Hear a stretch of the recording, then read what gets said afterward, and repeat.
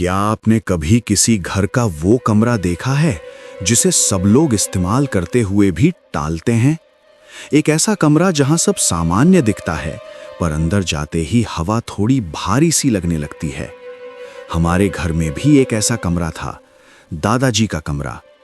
उनकी मृत्यु के बाद से उस कमरे का दरवाजा बंद रहता था, पर एक रात मैंने गलती से उस दरवाजे को खोल दिया और उसके बाद मुझे समझ आया कि कुछ लोग जाने के बाद भी पूरी तरह नहीं जाते।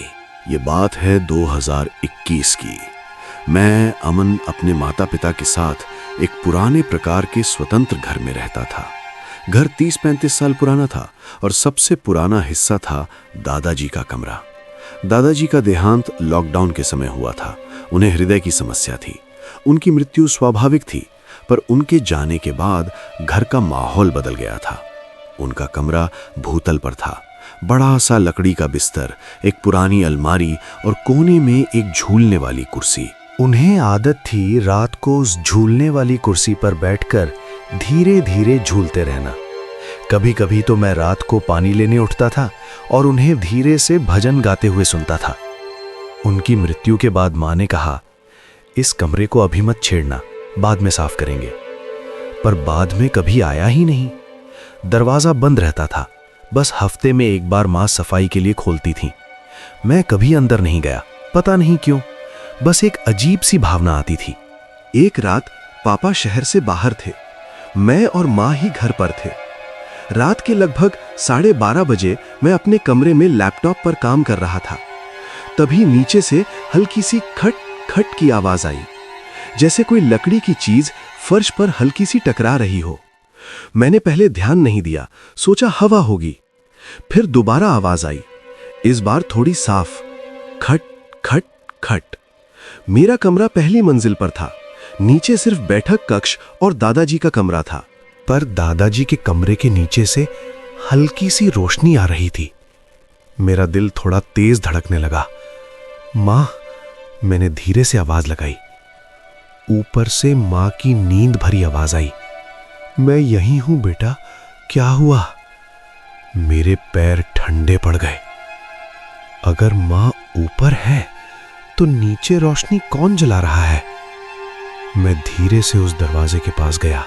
अंदर से झूलने वाली कुर्सी की हल्की सी क्री क्री की आवाज आ रही थी, बिल्कुल वैसे ही जैसे दादाजी झूलते थे।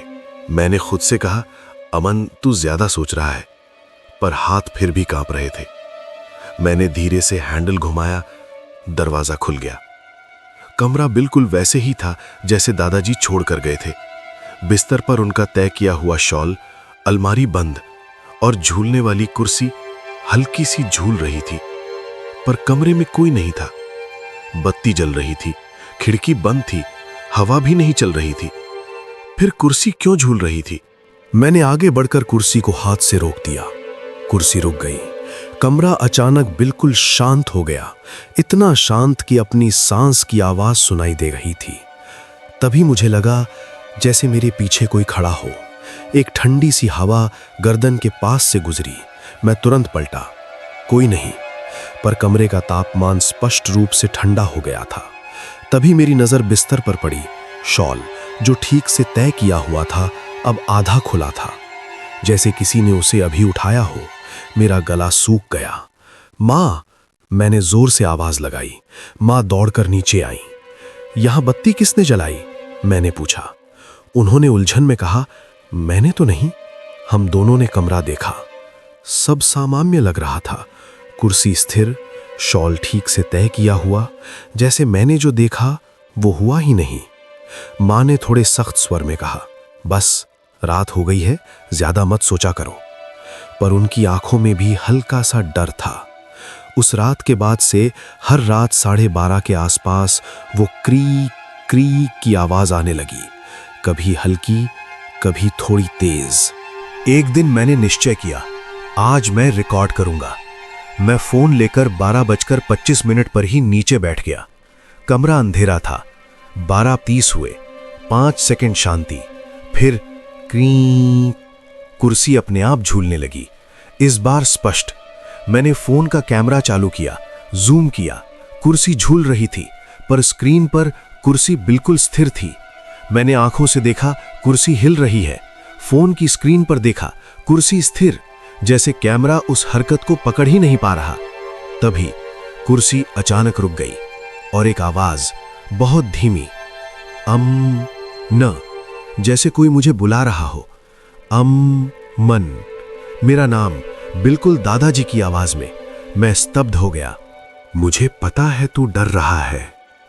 आवाज धीरे से कमरे में गूंजी। पर मैं अकेला हूं, मैंने धीरे से कहा। दादाजी? झूलने वाली कुर्सी अचानक तेज झूलने लगी। खिड़की अपने आप थोड़ी सी खुल गई। ठंडी हवा का तेज झोंका अंदर आया और मैंने स्पष्ट देखा, कुर्सी पर एक हल्की सी परछाई बन रही थी, बिल्कुल दादाजी के शरीर के आकार जैसी। सिर थोड़ा झुका हुआ, जैसे वो बैठकर मुझे देख रहे हों। मेरी आंखों से आंसू निकल गए। हम सब यहीं हैं, आप अकेले नहीं हो, मैंने रोकर कहा। कुर्सी धीरे धीरे रुक गई, परछाई मिटने लगी और अंत में बस एक पंक्ति सुनाई दी, कमरा बंद मत करना। बत्ती झपकी और सब सामान्य। कुर्सी स्थिर, कमरा खाली। अगले दिन मैंने मां को सब बताया। उन्होंने पहले विश्वास नहीं किया, पर जब उन्होंने खुद रात को वो आवाज सुनी तो उनका चेहरा भी सफेद पड़ गया। हमने निश्चय किया कि कमरा स्थायी रूप से बंद नहीं रखेंगे। हर शाम वहां दिया जलाएंगे, कमरा साफ रखेंगे। और सच बताऊं, उस दिन के बाद झूलने वाली कुर्सी की आवाज बंद हो गई, कभी वापस नहीं आई। पर कभी कभी जब मैं देर रात पानी लेने उठता हूं और नीचे से हल्की सी भजन की आवाज आती है, मुझे डर नहीं लगता, बस रुक कर सुनता हूं, क्योंकि शायद दादाजी बस देखना चाहते हैं कि हम उनका कमरा भूल तो नहीं गए। और अगर आपके घर में भी कोई ऐसा कमरा है जो किसी अपने की यादों से भरा हो, तो उसे बंद मत कीजिए। कभी कभी डरावनी चीजें वापस नहीं आती, पर यादें वो वहीं रहती हैं और शायद इंतजार करती रहती हैं।